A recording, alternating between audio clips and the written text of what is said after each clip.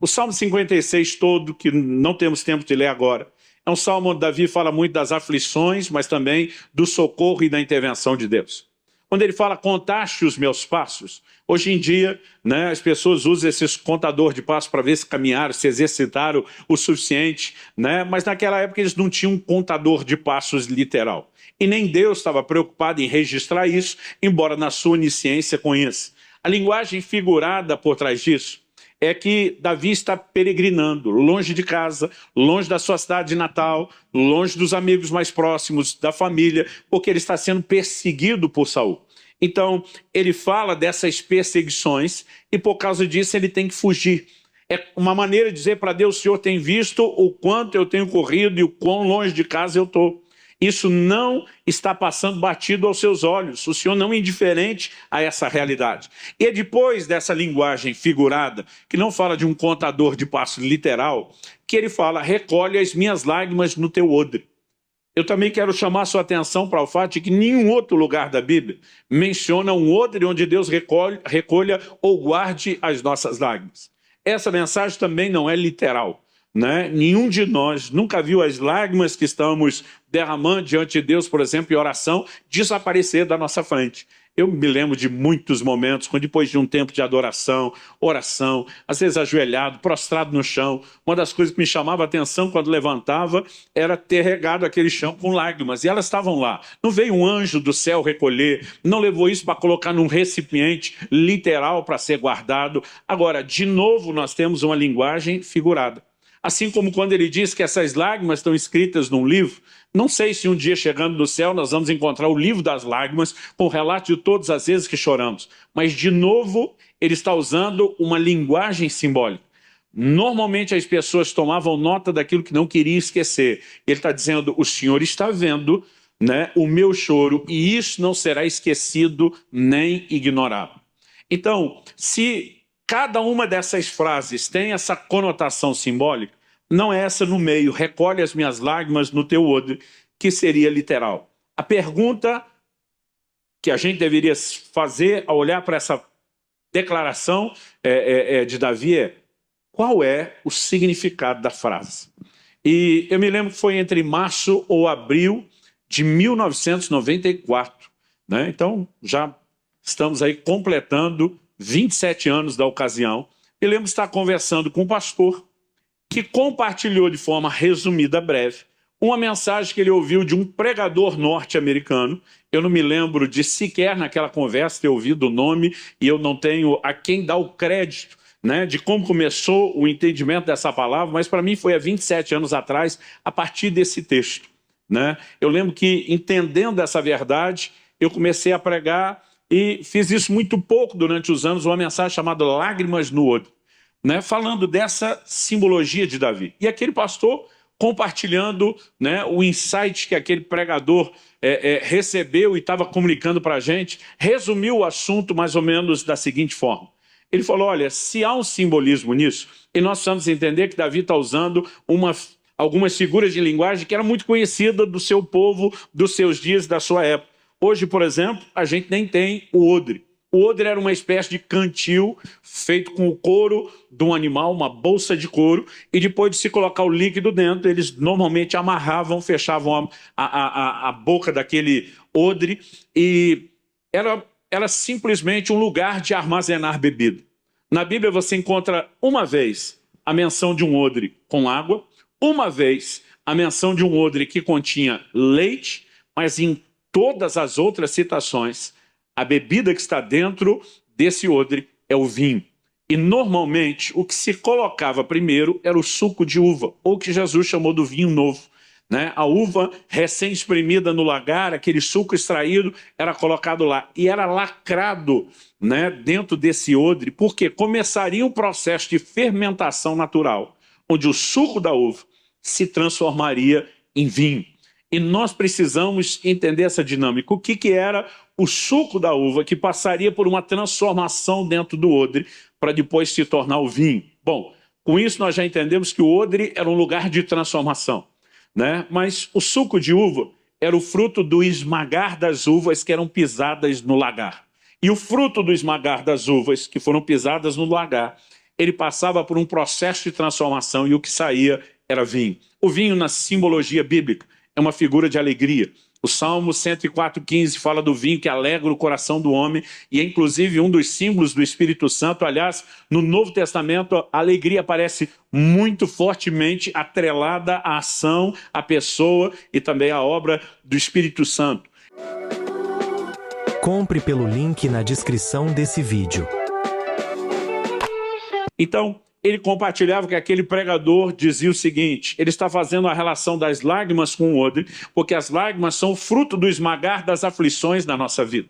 Mas quando ele fala de Deus recolher isso, embora não seja literal, está dizendo que Deus tem a capacidade de tomar aquilo que nos faz chorar, fazer com que ele passe por um processo de transformação e mudança, e o que sai no final é algo, né, assim como o odre foi usado para comunicar a ideia, num paralelo de que ele é um lugar ou um ambiente de transformação, assim como as lágrimas têm um paralelo com as uvas, são fruto do esmagar, uma literal, a outra das aflições em nós. E diz também há um paralelo entre o vinho, que é símbolo de alegria, e o que Deus quer fazer nas nossas vidas.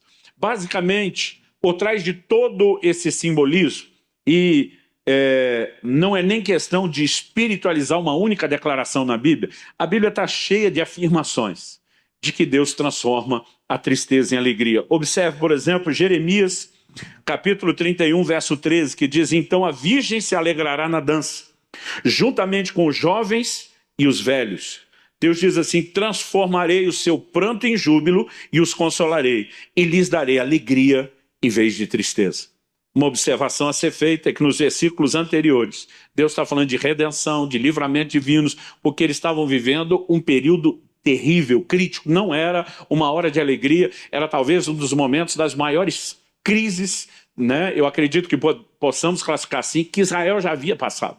E Deus está dizendo: eu vou transformar o seu pranto em júbilo, eu vou consolá-los e eu lhes darei, né, alegria em vez de tristeza.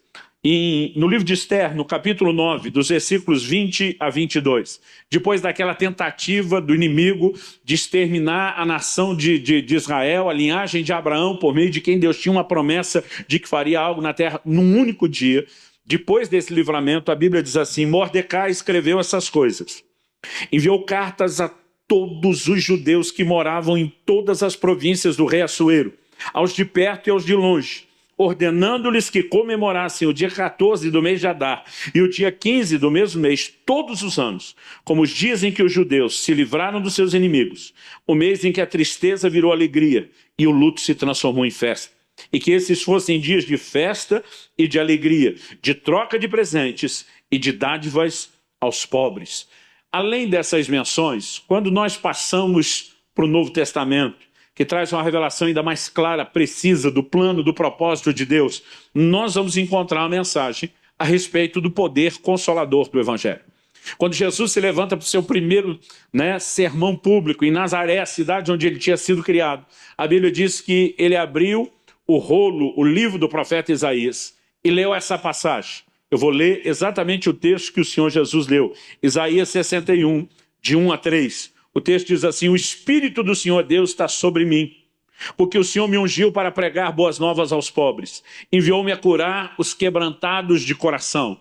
Vou pular aqui um pedaço: a consolar todos os que choram.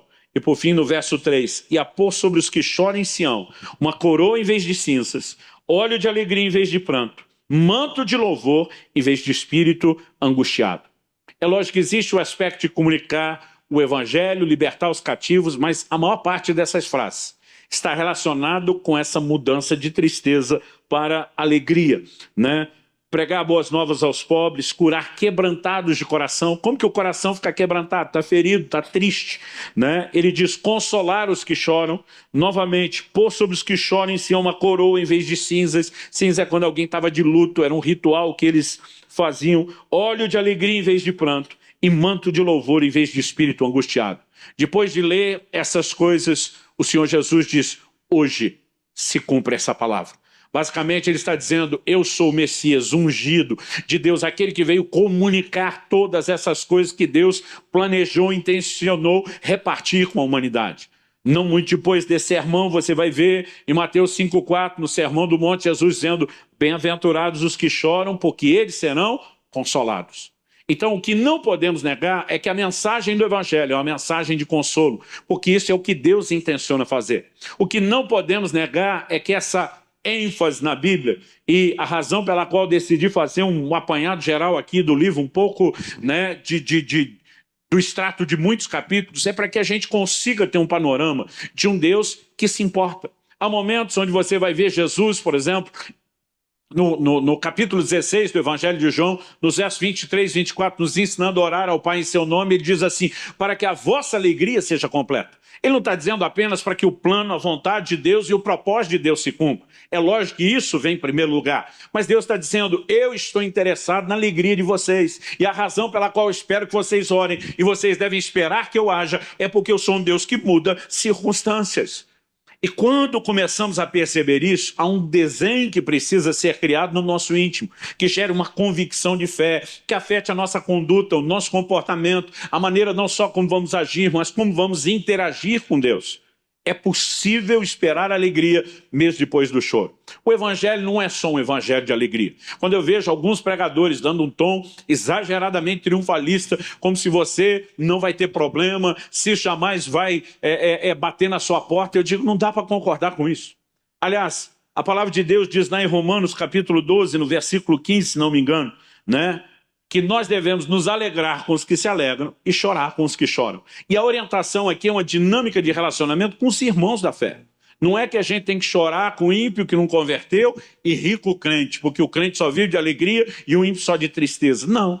Há aspectos, e eu vou falar disso daqui a pouco, distintos de alegria. Existem algumas alegrias que são naturais. E gente que não tem Deus na sua vida ainda pode, pela bondade e misericórdia de Deus, gozar de algum tipo de alegria, ainda que seja passageiro, transitório, que não seja permanente, que não complete essa pessoa como a alegria do Senhor. Então, há aqueles, né, que de repente estão numa hora como essa vivendo um momento de choro. Há outros que estão vivendo um momento de alegria, a despeito de uma crise mundial. Por exemplo, no dia 10 de setembro do ano passado, né, eu me lembro assim que Kelly e eu tivemos uma das maiores alegrias da nossa vida com o nascimento da nossa neta. Mas não deu um prazo talvez de 10 dias de diferença. Nós também tivemos a perda do meu sogro, o pai da Kelly. Né? Vivemos num prazo pequeno, curto, uma alegria intensa e uma tristeza intensa, porque a vida é assim e ela é cíclica. Agora, o que nós podemos esperar é que há um Deus que intervém. Embora a gente tenha essa promessa de que um dia Deus enxugará dos olhos toda lágrima, até que elas desapareçam e não sejam mais parte da nossa vida, nós precisamos entender o Deus que transforma a tristeza em alegria. Né? E é por isso que eu estou iniciando com essa ênfase, falando a respeito, né, das lágrimas no odre. Mas eu gostaria que a gente pudesse ampliar um pouquinho mais o assunto. Eu mencionei anteriormente que ao longo de 27 anos eu não preguei muitas vezes essa mensagem, lágrimas no odre, porque havia muitas questões que para mim não fechavam. Eu me lembro de uma pessoa dizendo: pastor, eu perdi alguém, eu não posso chorar a morte dessa pessoa e eu tenho que conseguir ter alegria no meio disso tudo, e eu não tinha respostas para muitas indagações, embora soubesse que há uma mensagem bíblica que fala de um Deus que transforma a tristeza em alegria. Quais são os desdobramentos, os tipos de aplicação? Eu confesso que essa foi uma das razões de não ter ensinado muito sobre essas coisas ao longo dos anos. Mas em julho do ano passado, eu me lembro, eu estava, né, na iminência de sair daqui de Curitiba para Campinas, onde a gente ia gravar a versão online do Casa de Zadok, né, no início da pandemia, era a única opção que poderíamos praticar. Eu me lembro de uma manhã, onde eu acordo e vem muito forte no meu espírito o texto de 2 Reis, capítulo 20, versículo 5. Logo depois do profeta Isaías dar ao rei Ezequias a notícia de que ele ia morrer, que ele não ia viver, que tinha que colocar a casa em ordem, a Bíblia diz que Ezequias vira para a parede. Ele começa não apenas a orar, mas a Bíblia diz que ele chorou. E Deus fala com o profeta Isaías, que já tinha saído do palácio, que retorne e que mude o decreto que tinha sido liberado. O mesmo Isaías que antes trouxe uma mensagem de Deus dizendo: você vai morrer, não vai viver. Agora volta para dizer: o Senhor viu as tuas lágrimas e ouviu as tuas súplicas. Você será curado. No terceiro dia, você vai subir à casa de Deus. E aquele texto, vi as tuas lágrimas, o próprio Deus, aquilo acendeu dentro de mim de uma forma que eu não consigo explicar. E eu lembro que eu passei o dia inteiro, eu não conseguia desligar aquilo, nem tinha vontade ou intenção, né? Mas o tempo todo vi as tuas lágrimas. E era uma consciência, Deus chamando minha atenção, eu sou um Deus que enxerga a dor, a tristeza, o sofrimento de vocês. No caso de Ezequias, ele não está só falando que viu como se fosse só assistir de maneira indiferente. Ele diz, porque eu vi, eu estou agindo, porque eu vi, estou mudando as suas circunstâncias. E aquilo me acendeu minha fé de uma maneira que eu não consigo explicar. No entanto, no outro dia, pela manhã, eu acordei com outro versículo. Ele veio com a mesma força, mas ele parecia ter uma mensagem praticamente contraditória. Malaquias 2,13. Quando Deus diz, vocês cobrem o meu altar com choros, com lágrimas, com gemidos, e eu não estou prestando atenção em vocês, nem na vossa oferta. Eu falei, mas Deus, como é que é isso? Ontem o Senhor era o Deus que via as lágrimas, hoje o Senhor é o Deus que ignora as lágrimas, né? E de repente eu comecei a entender que o que Deus na verdade estava fazendo comigo era apresentar uma espécie de quebra-cabeça, como quem diz, vamos montar esse negócio junto, meu filho? Porque a perspectiva a partir do dia anterior era quase como se a lágrima do crente fosse mágica, como se ela tivesse algum poder, se a gente orar, Deus faz, né? E muitas vezes você vê mensagens, né, que nos empurram para esse lugar, tem que chorar mesmo diante de Deus, Deus vai mudar a sua sorte, e não dá para negar isso. Ana chorou, teve a sua oração ouvida. Davi chega com seus homens em Ziclag, 1 Samuel 30 fala disso.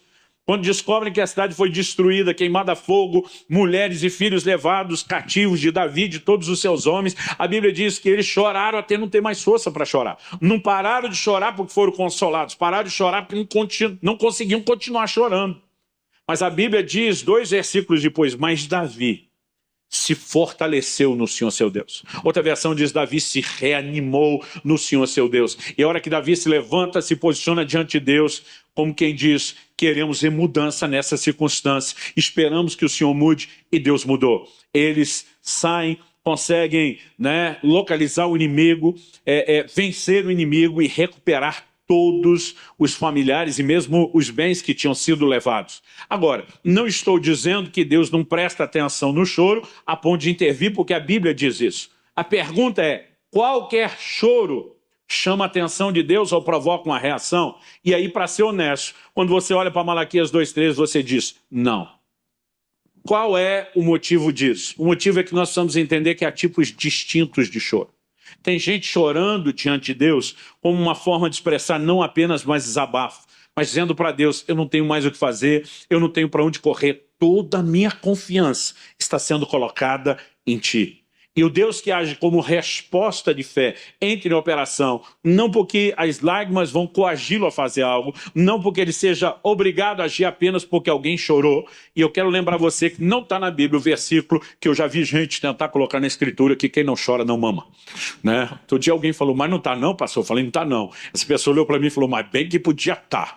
Né? Eu falei, na verdade, existem aspectos de Deus atender o nosso choro, mas não é o crente feito criança, mimado, esperneando, chorando e conseguindo o que quer.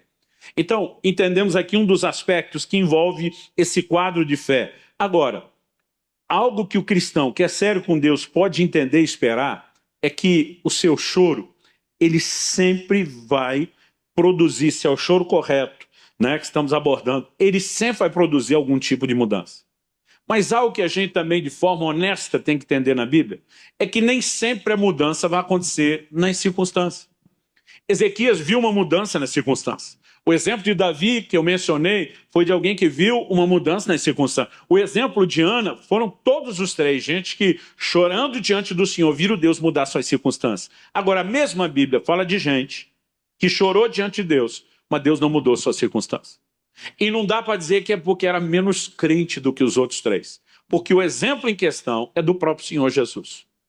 Você conhece o episódio do Getsêmani, onde Jesus chora diante do Pai, diz, se possível, passa de mim esse cálice. Para muita gente a frase, passa de mim esse cálice, não comunica muita coisa. Ainda que no próprio ensino de Jesus, em outros momentos, o cálice fala de sofrimento. Muita gente não entende que Jesus está dizendo, se tiver um jeito de não encarar o sofrimento que me aguarda, se tiver um plano B, uma forma de evitar a cruz, Outro dia alguém falou, pastor, como é que o senhor tem certeza que era disso que ele estava orando? Eu falei, bom, porque além do significado do cálice, da iminência do que está para acontecer, o livro de Hebreus nos explica isso.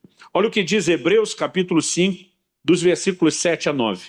Ele, Jesus, nos dias da sua carne, lembrando que enquanto ele estava aqui na terra, tendo oferecido com forte clamor e lágrimas, orações e súplicas a quem o podia livrar da morte. Essa é a interpretação bíblica do porquê ele estava orando. Onde ele ofereceu um forte clamor e súplicas com lágrimas. O único registro bíblico que nós temos é no Getsemane. A quem o podia livrar da morte. E o texto diz, e tendo sido ouvido por causa da sua piedade. Então, obviamente, estamos falando do Filho de Deus, que viveu sem pecado, né? Em plena obediência, devoção, entrega a Deus. Mas olha o que o texto diz, tendo sido ouvido por causa da sua piedade, embora sendo filho, aprendeu a obediência pelas coisas que sofreu, e tendo sido aperfeiçoado, tornou-se o autor da salvação eterna para todos os que lhe obedecem. Eu lembro de um dia na adolescência, lendo isso, falei, peraí, tem alguma coisa errada aqui. Fui falar com meu pai, falei, acho que minha versão da Bíblia aqui está errada. Ele falou, por quê? Eu falei, a Bíblia está dizendo que Jesus aprendeu obediência, foi aperfeiçoado, como ele é o Filho de Deus. Meu pai olhou para mim e disse, e que viveu nessa terra como um homem. Então, como homem, aprendeu obediência. Eu falei, mas ele nunca pecou. O que faltava de obediência? É que nesse momento Deus o estava chamando a um nível de obediência como nunca antes. Paulo, escrevendo aos Filipenses, também exalta isso. Diz que ele assumiu a forma humana, foi obediente até a morte e morte de cruz. Em outras palavras, o apóstolo está definindo que a maior expressão de obediência dele não foi apenas não pecar, foi ir até o fim na missão que Deus tinha para ele, ainda que a sua carne, como ser humano, a sua alma, seus sentimentos como ser humano, gritasse contra isso. Ele decide viver plena obediência. E aqui ele entra num nível ainda mais profundo, ele está aprendendo e crescendo. O texto diz que ele foi aperfeiçoado. Compre pelo link na descrição desse vídeo.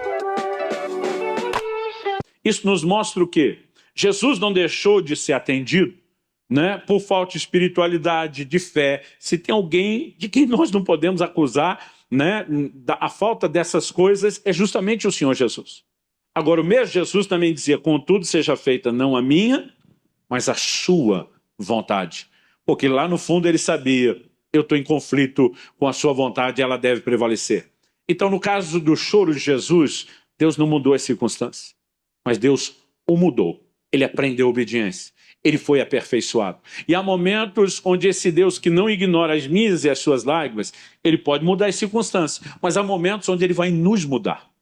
E há momentos onde, enquanto está nos mudando, não mudou as circunstâncias, mas muitas vezes, depois de nos ter mudado, ele vai mudar as mesmas circunstâncias que nós não mudamos. Não significa sempre que tem que ser uma coisa ou outra. Às vezes é possível até vivenciar os dois. No entanto, o que eu e você precisamos, de fato, entender, né, é que muitas vezes, baseado num versículo, numa perspectiva, nós tentamos construir uma doutrina e nos frustramos. Agora, aqui eu estou falando de dois tipos de mudança, naqueles que choram, o tipo de choro que chama a atenção de Deus. Mas há um choro que não chama a atenção de Deus. Malaquias 2,13, quando fala de Deus ignorando as lágrimas, o choro e o gemido, tem um contexto. Logo depois de Deus falar isso, o Senhor emenda o versículo seguinte, Malaquias 2,14 diz, e vocês perguntam por quê? Por que Deus está ignorando o nosso choro? Por que Deus está ignorando as nossas lágrimas? E a resposta é imediata. Porque o Senhor foi testemunha da aliança entre ti e a mulher da tua mocidade com a qual tu foste desleal. Deus está dizendo, camarada, você não honra a sua aliança comigo, você não honra a aliança, né, com a sua esposa. Você vive em deliberada desobediência e agora espere que eu simplesmente venha correndo fazer algo porque você está chorando, feito criança mimada. A resposta de Deus é basicamente como quem diz, é ruim que eu vou fazer alguma coisa para você nesse sentido. Então aqui nós temos uma aplicação muito específica. Aliás, isso me faz lembrar o episódio de Esaú, que depois que tem conhecimento que seu pai Isaac abençoou Jacó em vez dele, a Bíblia diz lá em Gênesis 27:38, diz, e levantando Esaú a voz, chorou. O relato de Gênesis só diz que ele chorou. Mas, de novo, é o livro de Hebreus que interpreta o que estava por trás disso. O Novo Testamento interpreta a situação assim, pois, Hebreus 12:17 diz, pois sabeis também que posteriormente, querendo herdar a bênção, foi rejeitado, pois não achou lugar de arrependimento, embora com lágrimas o tivesse buscado. Sempre que falta arrependimento, para quem está desalinhado com Deus, a chance dessa pessoa ser ignorada é gigantesca. Aliás, falando do assunto de arrependimento, nós percebemos que as pessoas choram por motivos diferentes. É só olhar, por exemplo, para Saul, quando é notificado a respeito de que Deus o rejeitou, que ele não seria mais o rei, que o substituto seria levantado, que ele comprometeu o reino não apenas nos seus dias, mas principalmente para a sua linhagem. A reação de Saul é completamente diferente da reação de Davi, por exemplo, depois de ter pecado. Saul age de uma forma como quem está preocupado é com as aparências. Depois de Samuel dar a mensagem, quando vai saindo, ele agarra no manto de Samuel. A Bíblia ainda diz que o manto rasgou e Samuel vira para ele e manda outra mensagem profética: o Senhor rasgou o reino de você. Mas ele pega e diz o seguinte: não vai embora, me honra diante do povo. O cara sabia que estava lascado com Deus, mas não se incomodou com isso. Ele diz para Samuel: fica aqui, o importante é manter a média, porque eles não sabem de nada disso. Nenhum momento ele está preocupado com o fato de ter ferido o coração de Deus. Nenhum momento. No entanto, ele está, obviamente, preocupado com o que ele pode perder se aquela notícia se espalhar. Agora, a atitude de Davi completamente diferente. Depois de ter pecado, ter cometido uma grande bobagem, né? Davi confrontado. O Salmo 51 é um salmo de arrependimento, onde diante de Deus ele diz: não retires de mim o teu espírito, não retires de mim a alegria da tua salvação. Davi está agindo, e quando ele foge de Absalão, né, você percebe uma atitude no início passiva de Davi, de alguém que não quer lutar. Ele olha e diz: cara, eu perdi o reino, eu mereci isso é culpa e consequência. Ele não está preocupado com a perda natural, mas a perda dele é: eu feri o coração de Deus. Né? No início do Salmo 51, verso 4, se não me engano, ele diz para Deus: contra ti somente eu pequei. Então aqui você tem um quadro de alguém arrependido, entendendo o dano que produziu no relacionamento em Deus. Quanto o de Saul, a gente pode classificar isso como remorso. Aliás, falando de remorso, nós podemos falar também de Judas.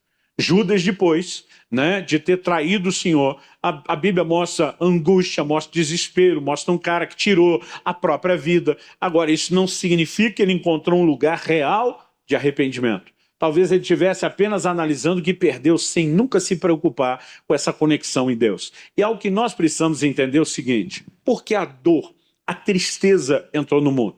Por causa do pecado. Foi justamente quando o homem quis a sua própria gratificação. Foi quando o homem deixou de fazer de Deus a fonte da sua realização e buscou alegrias circunstanciais e passageiras, que toda a dor e o sofrimento entraram. No processo de redenção, Deus está lidando com tudo isso. Seria muita, não apenas inocência e ignorância da nossa parte, acreditar que hoje a gente pode repetir o pecado e a rebeldia do Éden e desfrutar da alegria que o homem tinha antes da queda. O pecado sempre vai desconectar o homem de Deus, né? O homem sempre será desconectado. Isaías 59 fala disso com muita propriedade. O capítulo inicia no primeiro versículo exaltando o poder de Deus. Olha o que a Bíblia diz, Isaías 59:1. Eis que a mão do Senhor não está encolhida para que não possa salvar, e o seu ouvido não está surdo para não poder ouvir. A Bíblia não só está falando de um Deus que ouve orações, mas que estende a mão para mover, para mudar as circunstâncias. Mas olha o versículo seguinte: mas as iniquidades de vocês fazem separação entre vocês e o seu Deus, e os pecados que vocês cometem o levam a esconder o seu rosto de vocês para não ouvir seus pedidos. Então Deus não está surdo para não ouvir, mas não está dando moral nenhuma para pedir de quem está em pecado. O texto continua dizendo: porque as mãos de vocês estão manchadas de sangue, os seus dedos de iniquidade. E a lista aqui vai longe. A ideia que nós precisamos entender e compreender é que Deus tem um compromisso de levar o homem a viver esse lugar de alegria e realização. Ele oferece isso ao homem desde o início. Mas quando o pecado entra e nos desconecta de Deus, muitas vezes nós não percebemos que a humanidade envereda por uma busca de preencher esse vazio, o lugar de realização que só Deus poderia trazer, buscando prazeres em outras fontes. Então há momentos onde a mensagem bíblica, se a gente não olhar o todo, ela pode até parecer contraditória. Por exemplo, Tiago escreve, diz lá no capítulo 4, no versículo 8: converta-se a vossa alegria em tristeza, o júbilo em pranto. Peraí, Tiago, Deus não transforma a tristeza em alegria, agora você quer mudar a alegria em tristeza? Pastor Luciano, isso não é contraditório? Não. Se você entender que a Bíblia fala tanto de tipos distintos de choro, como também de tipos distintos de alegria, aí você vai perceber que não é contraditório. Paulo, escrevendo em 2 Coríntios, ele fala que a tristeza segundo o mundo produz morte, mas a tristeza segundo Deus produz vida. Quer dizer, são diferentes. A tristeza de Judas produziu morte. A tristeza segundo Deus no coração de Davi produziu vida e restauração. O nível de tristeza que cada um experimentou é diferente pela própria atitude do coração. Da mesma maneira, nós precisamos entender que há tipos distintos de alegria. Existem alguns que estão buscando só alegria circunstancial. Outro dia alguém falou para mim, pastor, o senhor fala do pecado como ruim, mas se o pecado não fosse bom, ninguém pecava. Eu falei, o problema da sua análise do bom é só um momento, é só um instante. A minha análise do ruim é tudo o que virá depois. Então, predominantemente, ele é ruim, embora inicialmente, numa fração de segundos ou alguns minutos, ele possa ser bom. Né? Porque muito dessas coisas que nós olhamos e entendemos que a carne quer são gratificações. Nós não podemos olhar e dizer isso é ruim. Ruim é o que vai produzir. Agora, o ser humano vive numa busca de alegria, mas Deus está dizendo, se você se encheu da falsa alegria, e o contexto da mensagem de Tiago é o mesmo que nós vemos, né? Deus falando em Malaquias, é o mesmo da mensagem de Joel, que chama o povo, inclusive os sacerdotes, os ministros, a chorarem diante de Deus. São mensagens de arrependimento. Quando é necessário o choro? Quando no nosso coração o que entrou foi a falsa alegria. Uma alegria que normalmente não é nem só a circunstancial, é a momentânea, é a alegria do pecado, dos prazeres que nos colocam na contramão de Deus. Quando alguém se encheu desse tipo de alegria, Deus está dizendo, para, arranca esse negócio, joga fora, deixa a tristeza segundo Deus entrar, porque ela é produzida, e depois do arrependimento, aí sim, Deus está dizendo, aí eu troco a tristeza que você colocou no lugar da falsa alegria, pela verdadeira alegria que vem da minha presença. Se nós não enxergarmos o quadro todo, nós podemos estar botando a mão na cabeça de ímpio que não está nem aí com Deus e dizendo que Deus tem promessa, que vai enchê-lo de alegria, quando há momentos onde Deus diz, estou nem aí para você, meu amigo, você não está nem aí para mim, eu não estou nem aí para você. É uma lei de reciprocidade. Não significa que Deus não ama, significa que naquelas circunstâncias Deus não pode agir. Não vamos dizer que Deus não amava Israel quando tem inúmeras declarações no Velho e até mesmo no Novo Testamento de Deus falando do seu amor, mas há momentos onde ele está dizendo, embora meu ouvido não seja surdo, embora minha mão não tenha sido encurtada, eu não vou fazer nada por causa do pecado de vocês. Então essa mensagem também é clara. Estabelecido esse panorama, eu quero migrar aqui só para a ideia de que a gente entenda um pouco melhor o processo. Eu falei anteriormente que é possível esperar a alegria depois da tristeza. A vida é cíclica, né? Assim como muitas vezes nós podemos estar vivendo um bom momento de alegria e não significa que não haverá outro de tristeza.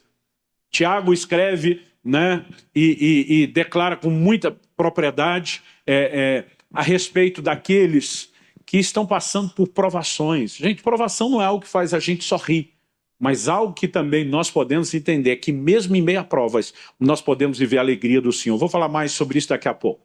Deixa eu dar um outro exemplo. Paulo escreve a Timóteo. Ele diz, manda aos ricos desse mundo que não coloquem a sua esperança. Ele está falando para os ricos da igreja. Rico do mundo está falando que tem riqueza material, recurso financeiro. Ele diz que não ponham a sua esperança na incerteza das riquezas. Ele está dizendo que eles têm incerto.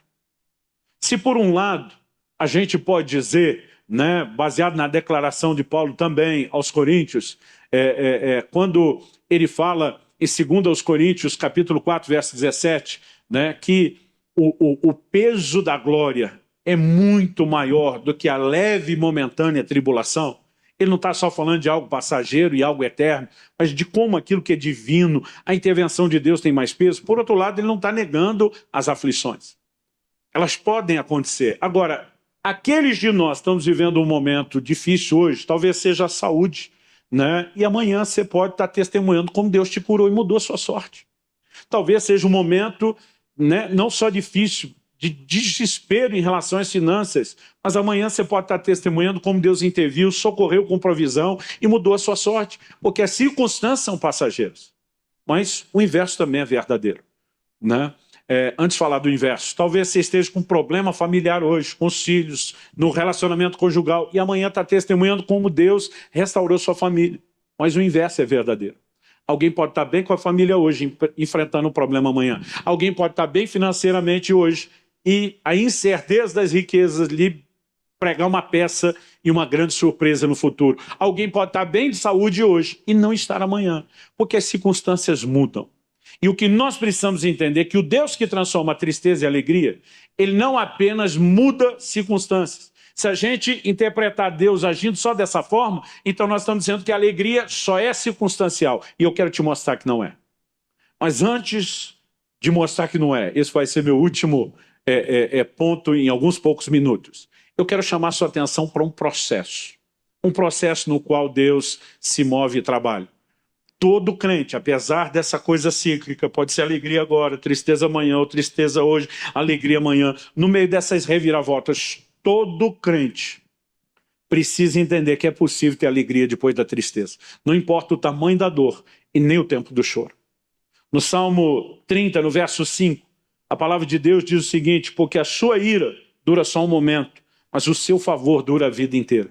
A Bíblia está dizendo que momentos, até onde Deus está disciplinando, ferindo, são curtos, não se comparam com o favor que dura uma vida inteira. A ira é só um momento.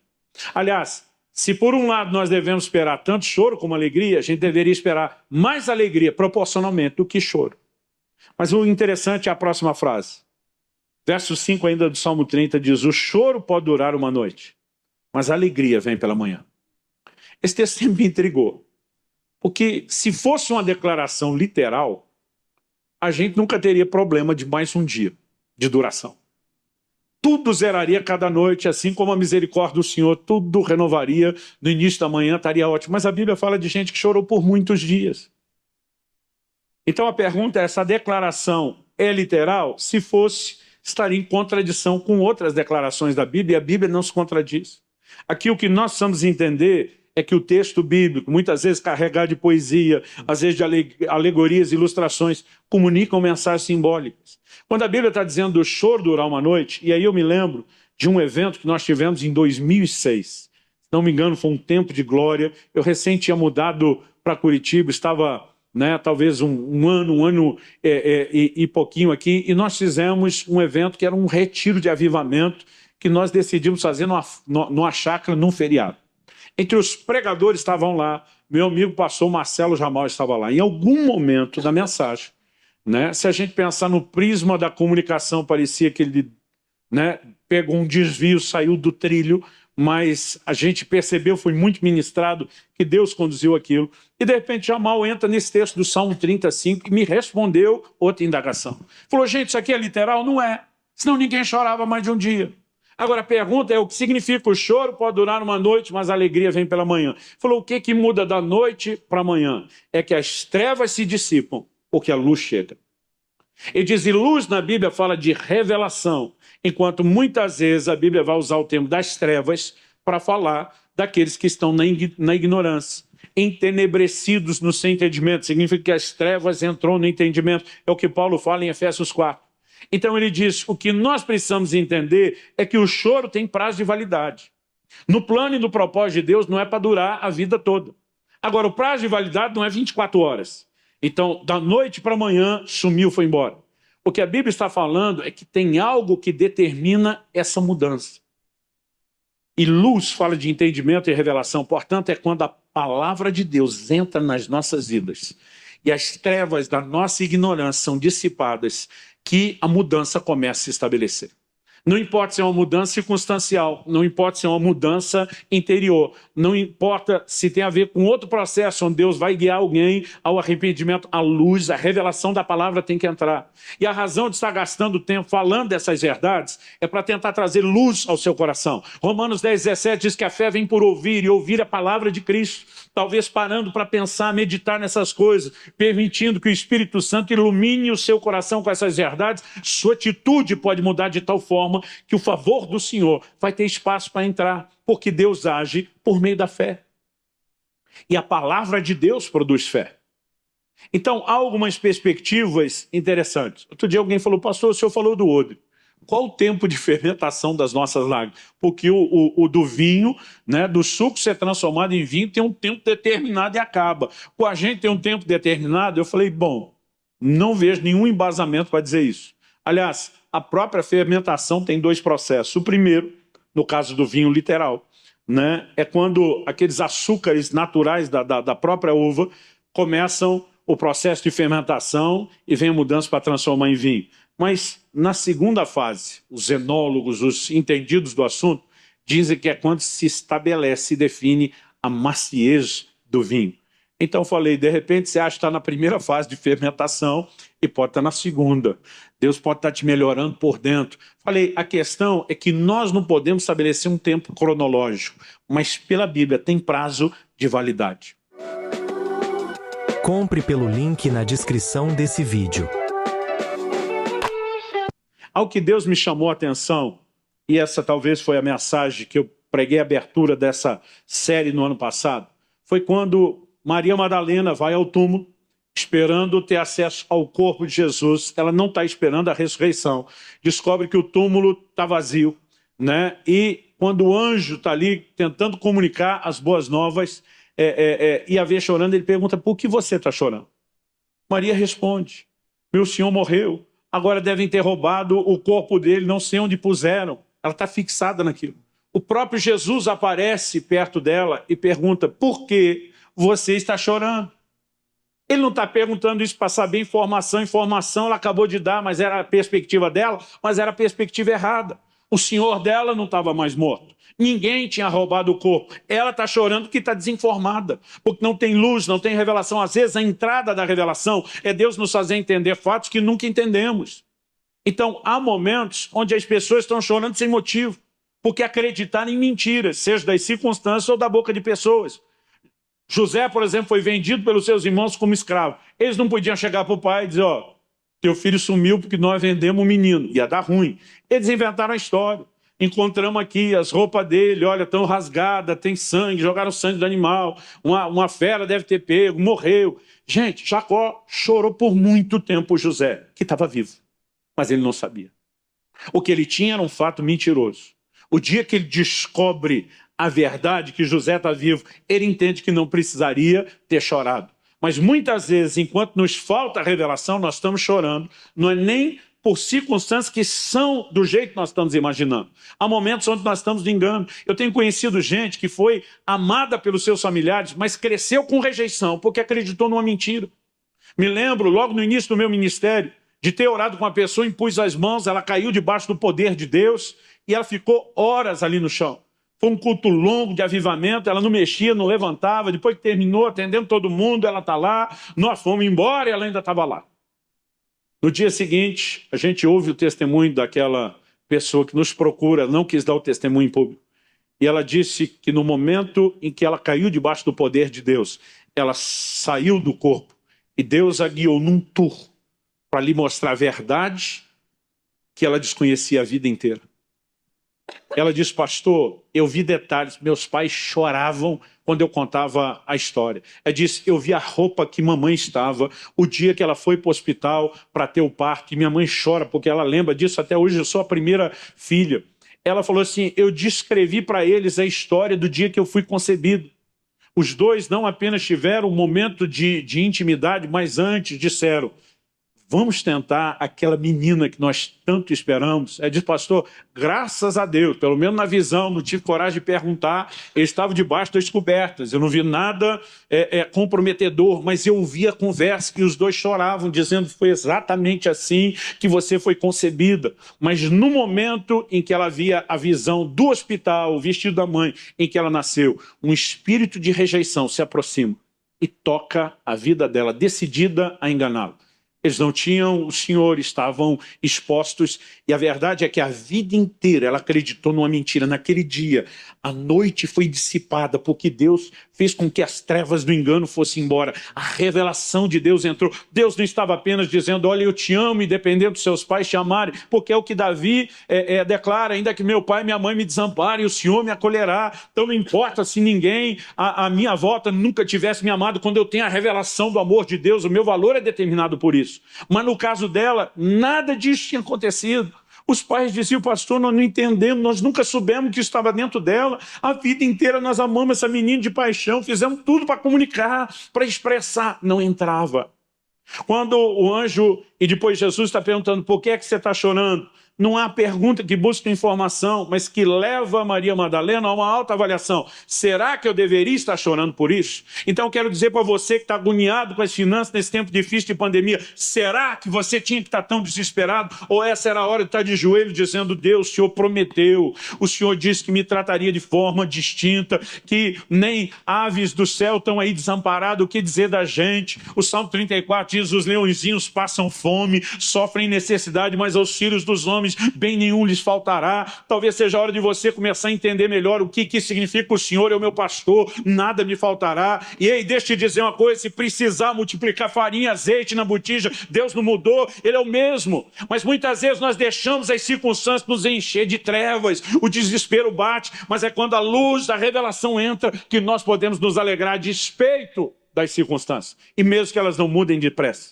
Nós precisamos entender os processos de Deus. Nós precisamos entender essa dinâmica, essa maneira de Deus trabalhar. E ainda que a intervenção seja do lado de fora ou do lado de dentro, saber que Deus vai intervir. Eu quero encerrar falando do que eu prometi falar aqui por último, e aqui nós terminamos.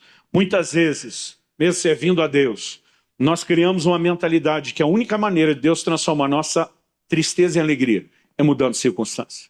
E esse é um conceito antibíblico. Olha o que Paulo diz em Filipenses 4, de 11 a 13. Digo isso não porque esteja necessitado, porque aprendi a viver contente em toda e qualquer situação. Vamos pensar nisso? Aprendi. Em primeiro lugar, isso não é automático. Se converteu, algo mudou. Isso se aprende. Paulo diz, eu aprendi a viver contente em toda e qualquer situação. O que ele está dizendo não são as circunstâncias que definem meu humor ou a minha alegria. Eu aprendi a estar contente, estar feliz, ter alegria, independente do que eu enfrente. Vamos entender melhor o que ele diz? Sei o que é passar necessidade e sei também o que é ter em abundância. Aprendi o segredo de toda e qualquer circunstância, tanto de estar alimentado como de ter fome, tanto de ter em abundância como de passar necessidade. Qual é o segredo, Paulo? Ele diz em Filipenses 4,13, tudo posso naquele que me fortalece.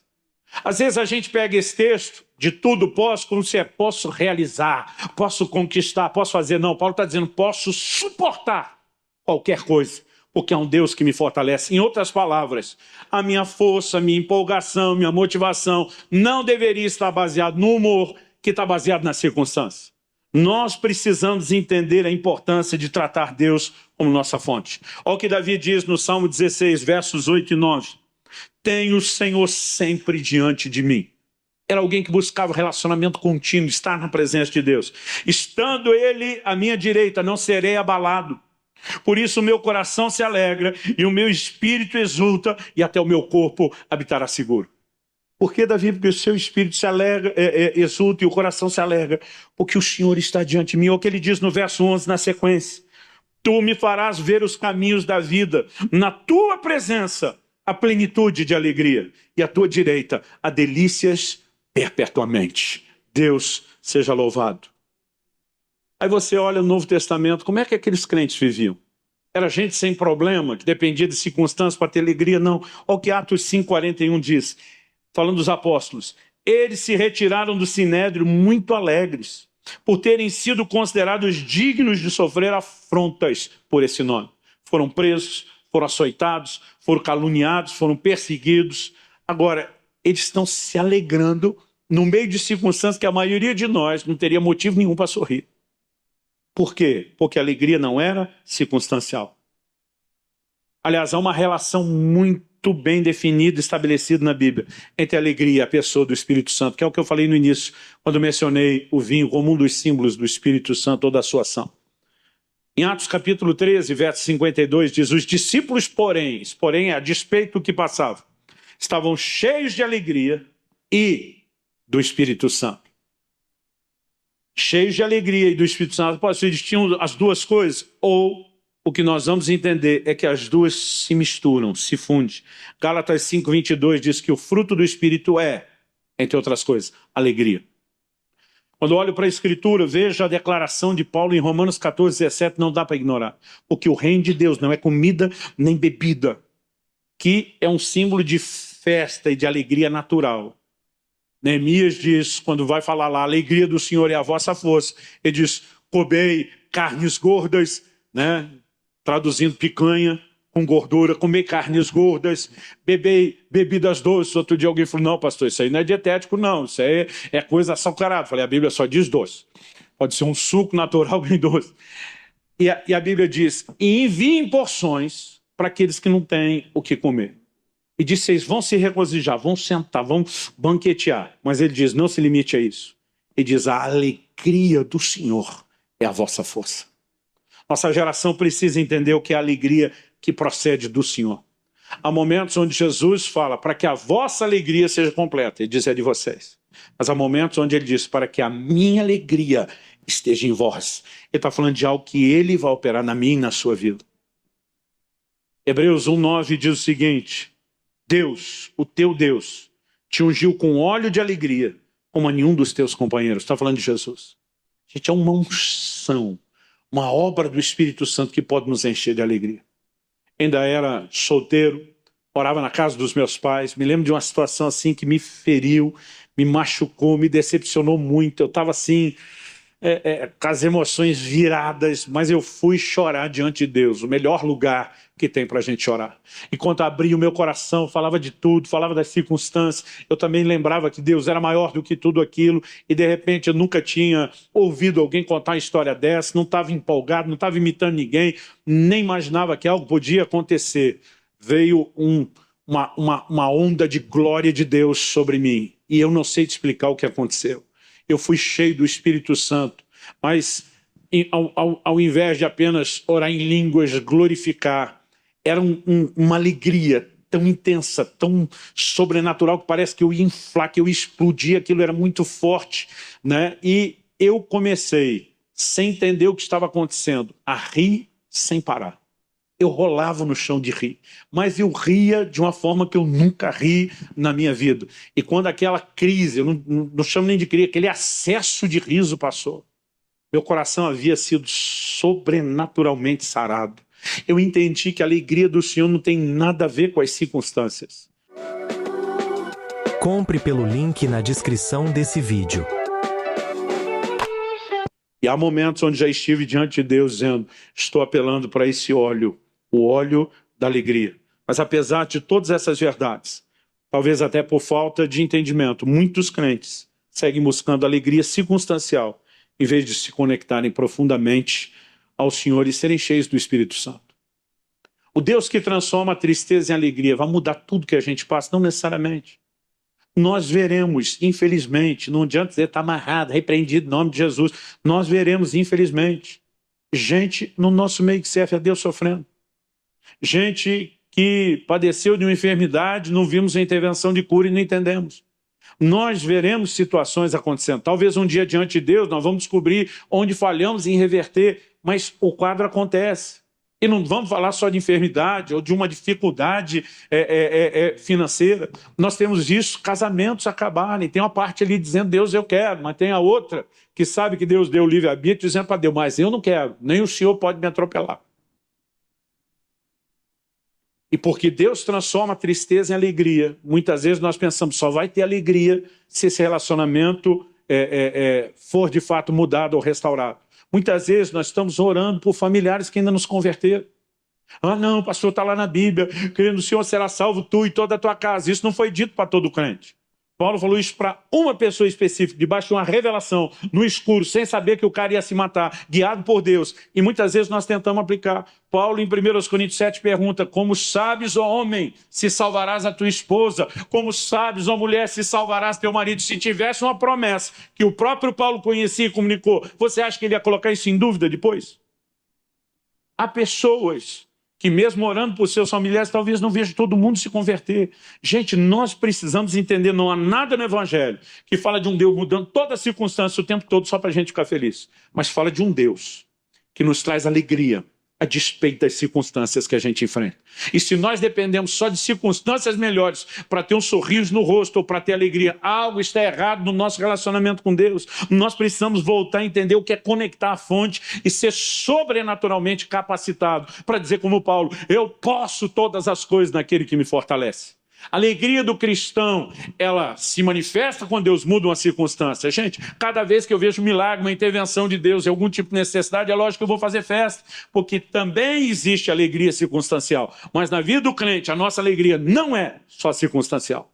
Ela é sobrenatural e ela procede de Deus. Que o Senhor nos ajude a não apenas entender essas verdades, mas corresponder devidamente com Ele, em nome de Jesus. Eu acredito que nós precisamos, eu estou fazendo aqui um resumo, gravei, nós estamos distribuindo junto com esse livro, Como Deus Transforma a Tristeza em Alegria, um curso com 9 aulas, né, trabalhando as diversas perspectivas do assunto. Não é nem exaustivo, é só para nos dar uma visão bem abrangente de todos esses ângulos que deveriam compor uma perspectiva que é somada, que é equilibrada. Então, se você tem interesse, né, tanto o livro como o curso pode te ajudar a aprofundar, mas eu acredito, né, que o mínimo de instrução, seguido de um sopro de inspiração de Deus, está vindo ao seu coração hoje, para que você se posicione diante dele e mude. Antes de ver o que é que Deus vai mudar, né, se é circunstância ou você, que você mude o seu posicionamento na presença de Deus. Eu quero terminar orando com você. Espírito Santo, a tua palavra foi compartilhada. E eu tenho certeza que o Senhor é o Deus que vai trazer entendimento espiritual e também aplicação prática, como oramos antes. Mas nessa hora nós clamamos, Pai, faz isso, intervém, porque se o Senhor não vivificar essa palavra, terá sido só um discurso, talvez uma palestra motivacional, e nós precisamos mais do que isso. Acende aquela fagulha, aquela centelha de fé no coração dos meus irmãos e irmãs. Traz despertamento, traz um tempo novo. Nós clamamos em nome de Jesus. Que haja, pelo entendimento da tua palavra, aquela ação que o teu Espírito produz de incendiar a fé. Que diante da fé, do posicionamento de cada um, haja uma nova dimensão de ação e intervenção de Deus, não apenas naquilo que é circunstancial, mas no nosso íntimo. Pai, nós queremos entender, compreender e viver nesse lugar, o lugar da direção da tua palavra, nessa dimensão no Senhor, onde está escrito: alegrai-vos sempre no Senhor, sempre, independente das circunstâncias. Nós queremos aprender a nos alegrar no Senhor, nos alegrar na salvação recebida, nos alegrar, ó Deus, não apenas porque demônios nos submetem em circunstâncias diante dos nossos olhos mudam, mas porque os nossos nomes estão escritos no livro da vida do Cordeiro, porque temos uma eternidade a ser vivida na tua presença, na plenitude da alegria. Pai, ajuda-nos a viver desde já o antegozo da alegria do Senhor, até que chegue o dia onde o Senhor enxugará dos olhos toda lágrima e viveremos o pleno gozo do Senhor. É a nossa oração em nome de Jesus. Clique e veja mais vídeos como esse.